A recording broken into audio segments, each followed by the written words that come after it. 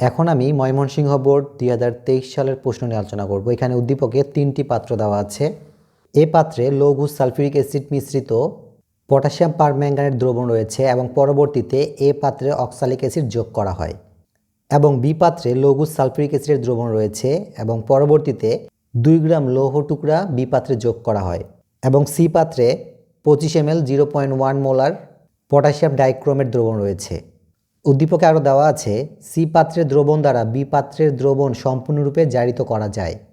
গ নং প্রশ্ন দেওয়া আছে, উদ্দীপকের এ পাত্রে সংঘটিত বিক্রিয়াটি আয়ন ইলেকট্রন পদ্ধতিতে সমতা করো। এবং ঘ নং প্রশ্ন দেওয়া আছে, উদ্দীপকের লোহার টুকরাটি বিশুদ্ধ কিনা গাণিতিক বিশ্লেষণ দাও। এখন আমি গ নং প্রশ্নের সমাধান করব। গ নং প্রশ্নের উত্তর। গ নং প্রশ্নে লেখা আছে, উদ্দীপকের এ পাত্রে সংঘটিত বিক্রিয়াটি আয়ন ইলেকট্রন পদ্ধতিতে সমতা করো। উদ্দীপকে একটু খেয়াল করুন, উদ্দীপকের এ পাত্রে লৌহ সালফিউরিক অ্যাসিড মিশ্রিত পটাশিয়াম পারম্যাঙ্গানেট দ্রবণের মধ্যে অক্সালিক অ্যাসিড প্রবেশ করানো হয়। তাই এ পাত্রে অক্সালিক অ্যাসিড, লৌহ সালফিউরিক অ্যাসিড এবং পটাশিয়াম পারম্যাঙ্গানেট এই 3টি যৌগ বিক্রিয়া করে। সুতরাং লেখা যায়, উদ্দীপকের এ পাত্রে সংঘটিত জারণ বিজারণ বিক্রিয়াটি যথাক্রমে অক্সালিক অ্যাসিড এবং পটাশিয়াম পারম্যাঙ্গানেট এবং সালফিউরিক অ্যাসিড এই 3টি যৌগ বিক্রিয়া করে ম্যাঙ্গানিজ সালফেট, পানি, কার্বন ডাইঅক্সাইড এবং পটাশিয়াম সালফেট উৎপন্ন করে। উদ্দীপকের এই পাত্রে সংঘটিত জারণ বিজারণ বিক্রিয়াটিতে পটাশিয়াম 1+ আয়নকে দর্শক আয়ন বিবেচনা করব এবং সালফেট 2- আয়নকে দর্শক আয়ন বিবেচনা করব। আয়ন ইলেকট্রন সমতার জন্য এখন আমরা উভয় পক্ষ থেকে দর্শক আয়ন বাদ দিব। সুতরাং লেখা যায়, উভয় পক্ষ থেকে দর্শক আয়ন বাদ দিয়ে বিক্রিয়াটির আয়নিক সমীকরণে বিক্রিয়ক আয়ন হিসেবে থাকবে যথাক্রমে অক্সালেট আয়ন এবং পারম্যাঙ্গানেট আয়ন এবং হাইড্রোজেন আয়ন। অপরদিকে উৎপাদ হিসেবে থাকবে ম্যাঙ্গানিজ 2+ আয়ন, পানি এবং কার্বন ডাইঅক্সাইড।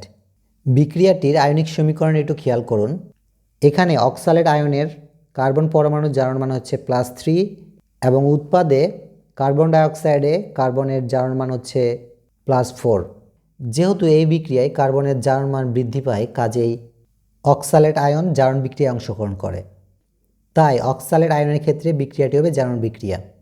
অপরদিকে বিক্রিয়কে পারম্যাঙ্গানেট আয়নে ম্যাঙ্গানিজ এর জারণ মান হচ্ছে +7 এবং উৎপাদে ম্যাঙ্গানিজ এর জারণ মান হচ্ছে +2। যেহেতু এই বিক্রিয়ায় ম্যাঙ্গানিজের জারণ মান হ্রাস পেয়েছে, কাজেই পারম্যাঙ্গানেট আয়ন বিজারণ বিক্রিয়া অনুসরণ করে। তাই পারম্যাঙ্গানেট আয়নের বিক্রিয়া হবে বিজারণ বিক্রিয়া। সুতরাং জারণ অর্ধবিক্রিয়াতে অক্সালেট আয়ন 2টি ইলেকট্রন ত্যাগ করে 2 মোল কার্বন ডাইঅক্সাইড গ্যাস উৎপন্ন করে এবং বিজারণ অর্ধবিক্রিয়াতে পারম্যাঙ্গানেট আয়ন 5টি ইলেকট্রন গ্রহণ করে এবং 8টি হাইড্রোজেন আয়নের সাথে যুক্ত হয়ে ম্যাঙ্গানিজ 2+ আয়ন উৎপন্ন করে এবং 4 মোল পানি উৎপন্ন করে। জারণ অর্ধবিক্রিয়াকে আমরা 1 নং সমীকরণ দ্বারা চিহ্নিত করব এবং বিজারণ অর্ধবিক্রিয়াকে আমরা 2 নং সমীকরণ দ্বারা চিহ্নিত করব। যেহেতু জারণ অর্ধবিক্রিয়াতে 2টি ইলেকট্রন নির্গত হয় এবং বিজারণ অর্ধবিক্রিয়াতে 5টি ইলেকট্রন গৃহীত হয়, ইলেকট্রন ব্যালেন্সের জন্য 1 নং সমীকরণকে 5 দিয়ে গুণ করি এবং 2 নং সমীকরণকে 2 দিয়ে গুণ করি। সুতরাং লেখা যায়, সমীকরণ 1 নংকে 5 দ্বারা এবং সমীকরণ 2 নংকে 2 দ্বারা গুণ করে পাই 5 মোল অক্সালেট আয়ন মাইনাস 10টি ইলেকট্রন এবং উৎপাদে 10 মোল কার্বন ডাইঅক্সাইড। সুতরাং 1 নং সমীকরণকে 5 দিয়ে গুণ করলে বিক্রিয়কে 5 মোল অক্সালেট আয়ন 10টি ইলেকট্রন ত্যাগ করে উৎপাদে 10 মোল কার্বন ডাইঅক্সাইড গ্যাস উৎপন্ন করে এবং 2 নং সমীকরণকে 2 দিয়ে গুণ করলে বিক্রিয়কে 2 মোল পারম্যাঙ্গানেট আয়ন 10টি ইলেকট্রন গ্রহণ করে এবং 16 মোল হাইড্রোজেন আয়নের সাথে যুক্ত হয়ে 2 মোল ম্যাঙ্গানিজ 2+ আয়ন এবং 8 মোল পানি উৎপন্ন করে। এখন আমরা এই দুটি সমীকরণকে যোগ করি। সুতরাং 1 নং সমীকরণকে 5 দ্বারা এবং 2 নং সমীকরণকে 2 দ্বারা গুণ করার পর জারণ অর্ধবিক্রিয়ায় 10টি ইলেকট্রন ত্যাগ হয় এবং বিজারণ অর্ধবিক্রিয়ায় 10টি ইলেকট্রন গৃহীত হয়। কাজেই 10টি ইলেকট্রন এবং 10টি ইলেকট্রন কাটাকাটি যায়। সুতরাং বিক্রিয়ক হিসাবে অর্থাৎ তীর চিহ্নের বাম দিকে 5 মোল অক্সালেট আয়ন এবং 2 মোল পারম্যাঙ্গানেট আয়ন এবং 16 মোল হাইড্রোজেন আয়ন থাকে এবং উৎপাদে 2 মোল ম্যাঙ্গানিজ 2+ আয়ন এবং 8 মোল পানি এবং 10 মোল কার্বন ডাইঅক্সাইড থাকে। যেহেতু এ পাত্রে সংঘটিত জারণ বিজারণ বিক্রিয়াতে পটাশিয়াম 1+ আয়নকে এবং সালফেট 2- আয়নকে দর্শক আয়ন বিবেচনা করেছি, সুতরাং দর্শক আয়নের উপস্থিতিতে বিক্রিয়াটি হবে 5 মোল অক্সালিক অ্যাসিড এবং 2 মোল পটাশিয়াম পারম্যাঙ্গানেট এবং 3 মোল সালফিউরিক অ্যাসিড বিক্রিয়া করে 2 মোল ম্যাঙ্গানিজ সালফেট, 8 মোল পানি, 10 মোল কার্বন ডাইঅক্সাইড এবং পটাশিয়াম সালফেট উৎপন্ন করে। এবং বিক্রিয়াটির এই সমীকরণটি হচ্ছে আয়ন ইলেকট্রন পদ্ধতিতে সমতাকৃত সমীকরণ। এখন আমি ঘ নং প্রশ্নের সমাধান করব। ঘ নং প্রশ্নে লেখা আছে উদ্দীপকের লোহার টুকরাটি বিশুদ্ধ কিনা গাণিতিক বিশ্লেষণ দাও। যেহেতু সি পাত্রের দ্রবণ দ্বারা বি পাত্রের দ্রবণ সম্পূর্ণরূপে জারিত করা যায়, কাজেই ঘ নং প্রশ্নের সমাধানের জন্য বি পাত্রে লোহার ভরের পরিমাণ নির্ণয় করব এবং সি পাত্রে পটাশিয়াম ডাইক্রোমেট এর পরিমাণ নির্ণয় করব। সুতরাং লেখা যায় উদ্দীপক অনুসারে বি পাত্রে লৌহ অর্থাৎ আয়রনের পরিমাণ W = 2 গ্রাম। অপরদিকে সি পাত্রে পটাশিয়াম ডাইক্রোমেট এর পরিমাণ অর্থাৎ ভর W = SVm/1000। এখানে S হচ্ছে দ্রবণটির মোলারিটি এবং V হচ্ছে আয়তন এবং M হচ্ছে পটাশিয়াম ডাইক্রোমেটের আণবিক ভর বা W = যেহেতু উদ্দীপকে সি পাত্রের দ্রবণের ঘনমাত্রার মান দেওয়া আছে 0.1 মোলার, কাজে এখানে আমরা S এর পরিবর্তে 0.1 দিব মাল্টিপ্লাই, এখানে ভি হচ্ছে আয়তনের মান, উদ্দীপকে আয়তনের মান দেওয়া আছে 25, কাজে এখানে ভির পরিবর্তে আমরা 25 দিব মাল্টিপ্লাই, এখানে এম হচ্ছে পটাশিয়াম ডাইক্রোমেটের আণবিক ভরের মান যা 294, কাজে এখানে আমরা এম এর পরিবর্তে 294 দিব ডিভাইড বাই 1000 বা W = ডান পাশের অংশগুলোকে হিসাব করলে পাওয়া যায় 0.735 এবং এখানে ভরের একক হবে গ্রাম।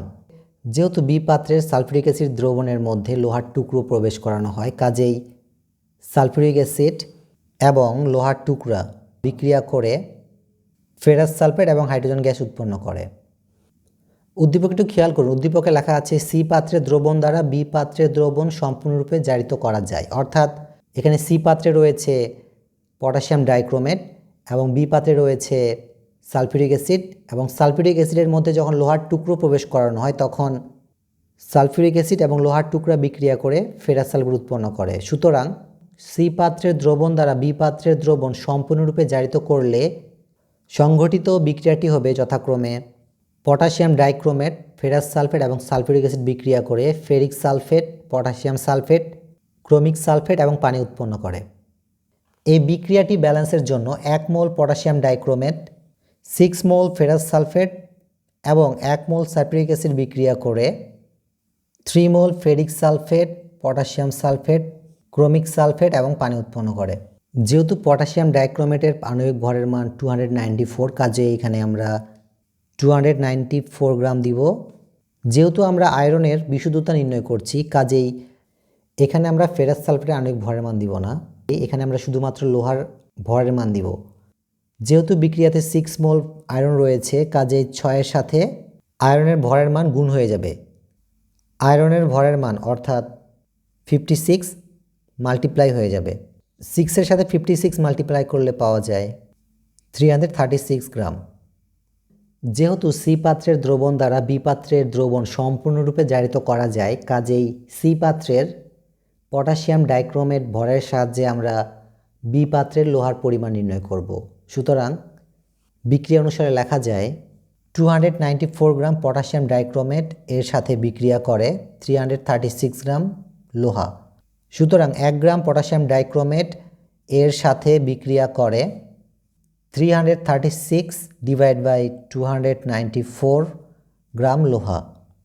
সুতরাং 0.735 গ্রাম পটাশিয়াম ডাইক্রোমেট এর সাথে বিক্রিয়া করে 336 মাল্টিপ্লাই 0.735 ডিভাইড বাই 294 গ্রাম লোহা। এই অংশকে হিসাব করলে পাওয়া যায় 0.84 গ্রাম লোহা। এখানে সি এবং বি পাত্রের বিক্রিয়ায় সি পাত্রের 0.735 গ্রাম পটাশিয়াম ডাইক্রোমেট এর সাথে বিক্রিয়া করে 0.84 গ্রাম লোহা, কিন্তু উদ্দীপক অনুসারে বি পাত্রে 2 গ্রাম লোহার টুকরা প্রবেশ করানো হয়। কাজেই বলা যায় 2 গ্রাম লোহার টুকরার মধ্যে 0.84 গ্রাম লোহা বিশুদ্ধ। অতএব বি পাত্রে যোগকৃত 2 গ্রাম লোহায় মাত্র 0.84 গ্রাম বিশুদ্ধ। সুতরাং বিশুদ্ধতার শতকরার পরিমাণ সমান সমান 2 গ্রামের মধ্যে 0.84 গ্রাম বিশুদ্ধ মাল্টিপ্লাই 100%। 0.84কে 2 দিয়ে ভাগ করে এবং 100 দিয়ে মাল্টিপ্লাই করলে পাওয়া যায় 42%। কাজেই বলা যায় লোহার টুকরাটি 42% বিশুদ্ধ। সুতরাং উত্তর হিসেবে লেখা যায় উদ্দীপকের লোহার টুকরাটি শতভাগ বিশুদ্ধ নয়, মাত্র 42% বিশুদ্ধ। সকলকে ধন্যবাদ দেই সুন্দরভাবে শোনার জন্য।